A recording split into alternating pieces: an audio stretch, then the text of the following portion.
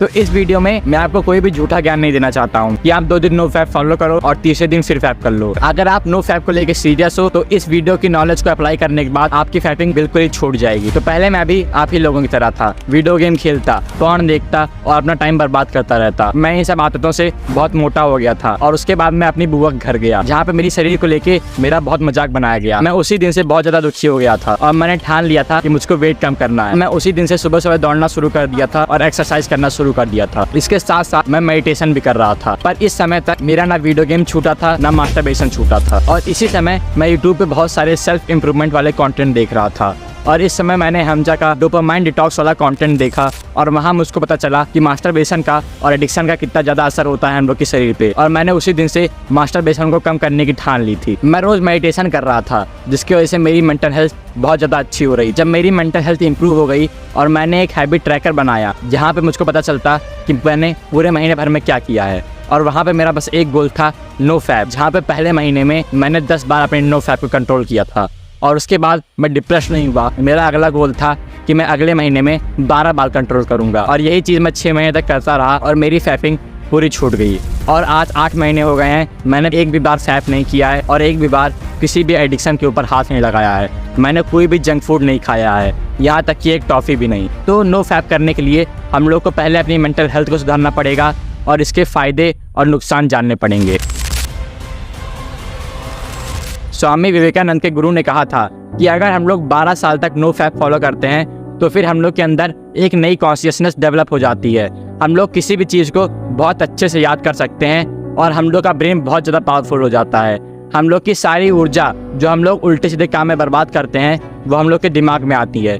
ज़रा सोचिए, हम लोग के एक स्पर्म में इतनी ताकत होती है कि उससे एक नए जीवन की शुरुआत हो सकती है और हम लोग इसको कितनी बार बर्बाद करते रहते हैं। जब भी हम लोग एक्सरसाइज करते हैं, बहुत ज़्यादा हार्ड काम करते हैं और पूरे दिन भर बिजी रहते हैं, तब हम लोग को उतनी थकान नहीं लगती है जितनी थकान हम लोग को एक बार मास्टरबेशन करने से लग जाती है। आप सोच सकते हैं कि मास्टरबेशन से कितनी ज़्यादा एनर्जी वेस्ट होती होगी हम लोग की। 32 kg गुड फूड से 700 ग्राम ब्लड बनता है और उस 700 ग्राम ब्लड से एक स्पर्म बनता है और एक बार मास्टरबेशन करने से आपका 500 से 1000 स्पर्म ऐसे ही वेस्ट हो जाता है।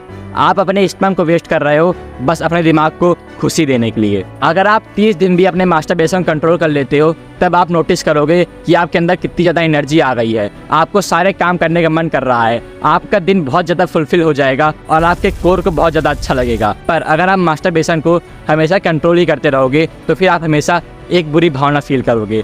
आपको हमेशा उत्सुकता होगी मास्टरबेशन करने की और इस उत्सुकता को ख़त्म करने के लिए आपको 2 काम करना पड़ेगा जिसकी वजह से आपका मास्टरबेशन लॉन्ग टर्म के लिए बंद हो जाएगा। जो हम लोग का पहला काम है वो है मेंटल हेल्थ को इम्प्रूव करना। और मेंटल हेल्थ को इम्प्रूव करने के लिए मेडिटेशन से अच्छा कोई और रास्ता हो ही नहीं सकता है। पर आजकल के लोग मेडिटेशन बिल्कुल भी ढंग से नहीं करते हैं। वो लोग अपने ना ब्रेथ पे फोकस करते हैं और उन सबको ढंग से सांस लेना भी नहीं आता है। जब भी आप सांस लीजिए, आपका कोर, आपका डायफ्राम और आपका चेस्ट आपको फील होना चाहिए। आपको बहुत ही गहरी सांस लेनी है।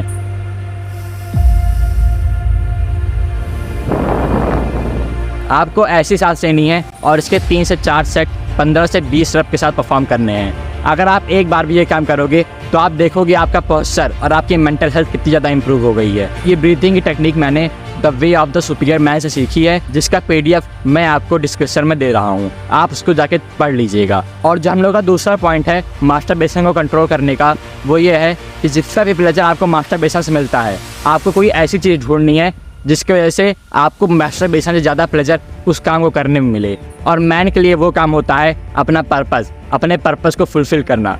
जैसे मेरा पर्पस है फाइनेंशियल फ्रीडम और उस पर्पस के लिए मुझको एक बिज़नेस फाइंड करना है जो कि ऑनलाइन हो और मेरे लिए वो यूट्यूब है। और इसमें मेरा डेली टास्क है scripting, journal, story writing, book reading, edit, upload, video making, gym और स्लीप। अगर मैं ये 8 काम रोज़ करता हूँ तो फिर मुझको एक बहुत ही अच्छी फीलिंग महसूस होती है। मुझको कोई भी दिक्कत नहीं आती है, मुझको बिल्कुल भी गिल्ट फील नहीं होता है। अगर आप कभी भी अपना कोई भी पर्पस फुलफिल करते हैं तो फिर आपको बहुत ही अच्छा फील होता है। और मैं आपको बता रहा हूँ आपको ऐसी फीलिंग कभी नहीं आई होगी। जब मुझको ये फीलिंग पहली बार आई थी तो मैं भी बहुत ज़्यादा शॉक हो गया था। उस समय अगर मुझको मौत मिल जाती तब भी मुझको कोई दिक्कत नहीं थी। वो फीलिंग बहुत ही अच्छी थी। आप बहुत ही आराम से रात में सो सकते हो अगर आप अपने पर्पस के लिए अपने डेली टास्क को फुलफिल करो। तो एट द एंड मैं यही कहना चाहूँगा कि आप एक हैबिट ट्रैकर बना लो, जहाँ पे आप जितनी बार मास्टरबेशन को कंट्रोल करो उतनी बार उसमें टिक लगा लो।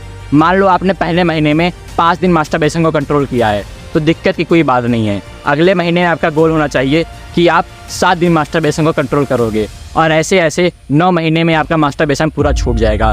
कभी भी कोई आदत एक साथ नहीं जाती है, आपको टाइम देना पड़ता है। जो टाइम मैंने दिया था वही टाइम आपको भी देना पड़ेगा।